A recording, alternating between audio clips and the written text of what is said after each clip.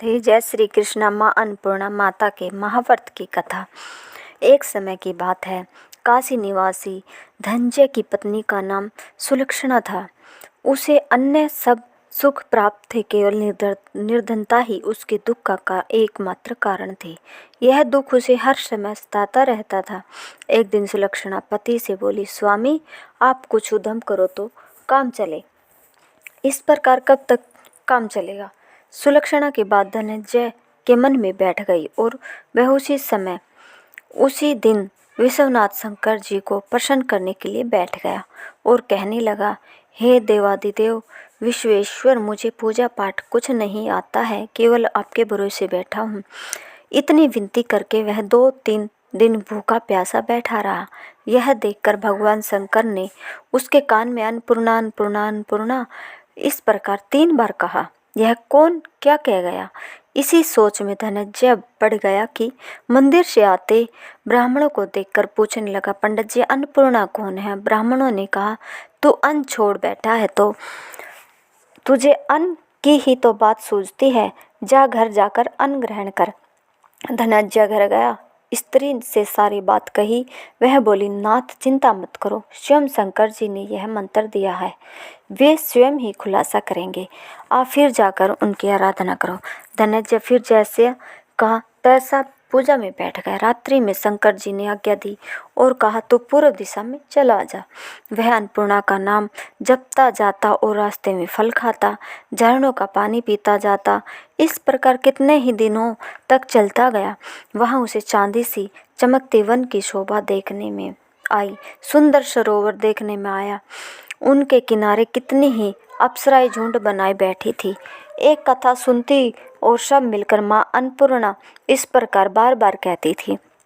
यह अघन मार्गशीर्ष मास की उजली रात्रि थी और आज से ही व्रत का आरंभ था।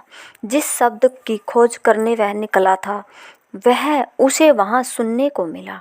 धनंजय ने उनके पास जाकर पूछा, हे देवियों आप क्या कर रही हो? उन सब ने कहा, हम सब माँ अन्नपूर्णा का व्रत करते हैं। धनंजय ने पूछा, व्रत पूजा करने से क्या होता है? यह किसी ने किया भी है? इसे कब किया जाए? कैसा व्रत है मैं और कैसी विधि है? मुझसे भी विस्तार से बतलाओ। वे कहने लगी, इस व्रत को सब कोई कर सकते हैं। 21 दिन तक के लिए 21 गांठ का सूत लेना चाहिए। 21 दिन यदि न बने तो 1 दिन उपवास करें। यह भी न बने तो केवल कथा सुनकर प्रसाद ले, निराहार रहकर कथा कहे। कथा सुनने वाला कोई न मिले तो पीपल के पत्तों को रख सुपारी या घृत को मारे।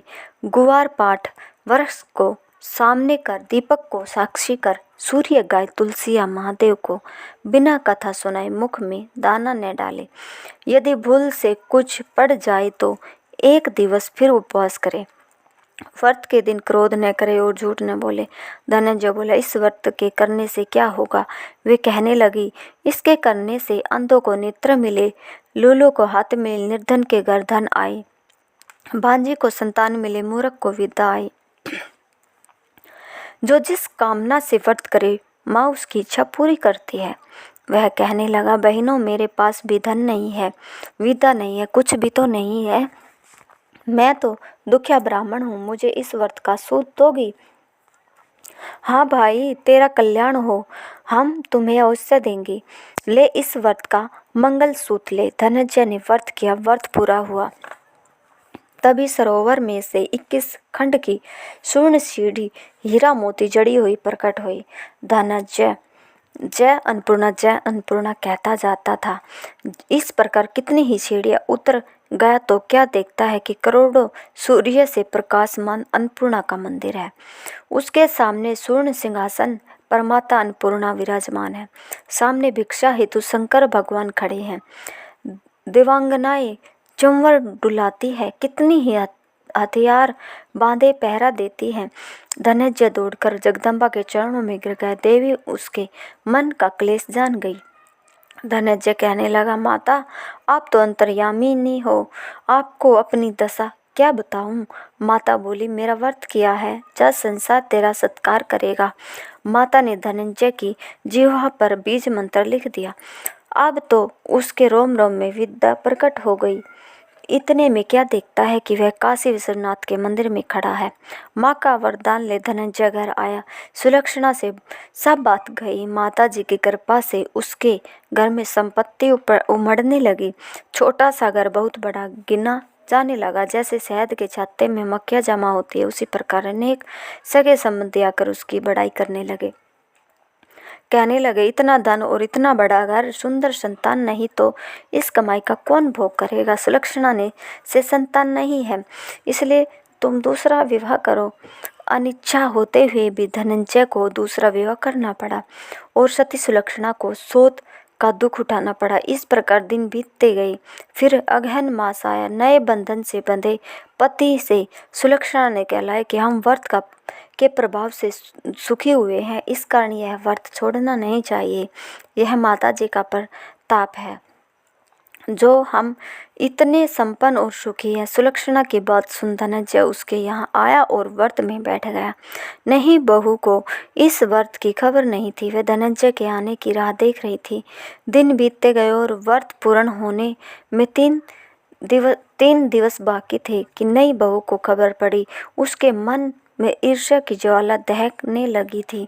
सुलक्षणा के घर आ पहुंची और उसने वहां भगदड़ मचा दी। वह धनंजय को अपने साथ ले गई। नए घर में धनंजय को थोड़ी देर के लिए निद्रा ने आई दबाया। इसी समय नई बहू ने उसका व्रत का सूत तोड़कर आग में फेंक दिया। अब तो माता जी का कोप जा गया। घर में अकस्मात आग लग गई। सब कुछ जलकर खाक हो गया। सुलक्षणा जान गई और पति को फिर अपने घर ले आई। नहीं, बहू रूठकर पिता के घर जा बैठे। पिता को परमेश्वर मानने वाली सुलक्षणा बोली, नाथ घबराना नहीं, माता जी की कृपा अलौकिक है। पुत्र को पुत्र हो जाता है पर माता को माता नहीं होती है। अब आप श्रद्धा और भक्ति से आराधना शुरू करो, वे जरूर हमारा कल्याण करेंगे। धनंजय पिता फिर माता के पीछे पड़ गया। फिर वही सरोवर सीढ़ी प्रकट हुई, उसमें मानपूर्ण कहकर वह उतर गया। वहां जा माता जी के चरणों में रुदन करने लगा। माता प्रसन्न हो बोली, यह मेरी शौरन की मूर्ति ले, उसकी पूजा करना, तू फिर सुखी हो जाएगा। जा, तुझे मेरा आशीर्वाद है। तेरी स्त्री सुलक्षणा ने श्रद्धा से मेरा व्रत किया है, उसे मैंने पुत्र दिया है। धनंजय ने आंखें खोली तो खुद को काशी विश्वनाथ के मंदिर में खड़ा पाया। वहां से फिर उसी प्रकार घर को आया। इधर सुलक्षणा के दिन चढ़े और महीने पूरे होते ही पुत्र का जन्म हुआ। गांव में आश्चर्य की लहर दौड़ गई। इस प्रकार उसी गांव के निसंतान सेठ के पुत्र होने पर उसने माता अन्नपूर्णा का मंदिर बनवा दिया। उसमें माता जी धूमधाम से पधारी, यज्ञ किया और धनंजय को मंदिर के आचार्य का पद दे दिया। जीविका के लिए मंदिर की दक्षिणा और रहने के लिए बड़ा सुंदर सा भवन दिया। धनंजय स्त्री पुत्र सहित वहां रहने लगा। माता जी के चढ़ाव में भरपूर आमदनी होने लगी। उधर नई बहू के पिता के घर डाका पड़ा, सब लूट गया। वे भीख मांगकर पेट भरने लगे। सुलक्षणा ने यह सुना तो उन्हें बुला भेजा, अलग घर में रख लिया और उनके अन्न वस्त्र का प्रबंध कर दिया।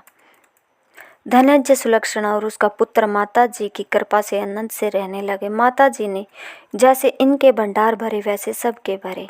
जय हो माँ अन्नपूर्णा की। राधे राधे। अगर हमारी यह वीडियो आपको पसंद आई हो तो प्लीज़ कमेंट में ज़रूर बताएं।